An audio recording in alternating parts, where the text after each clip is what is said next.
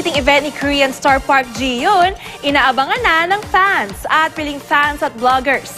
Napanood na ang pilot episode ng Sahaya. Narito ang Star Bites.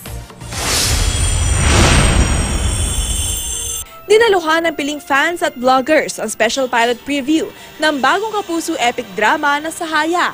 Simula pa lang naantig na agad sila sa mga eksena. Nakakabilib din daw ang cinematography ng bagong kapuso serye.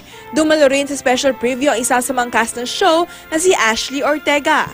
Mapapanood na ang Sahaya sa Lunes sa GMA Telebabad. Balik bansa si Park Ji-yoon na miyembro ng dating K-pop group na 101. Yan ay para sa kanyang inaabangang fan meeting event ngayong araw. Bago niyan, mainit siyang sinalubong ng kanyang fans sa airport kagabi. Huli siyang pumunta sa bansa para sa concert ng kanyang grupo noong September. Noong December, nag-disband ang 101. Dumating na rin sa bansa ang Korean actor na si Seo Ji-sub.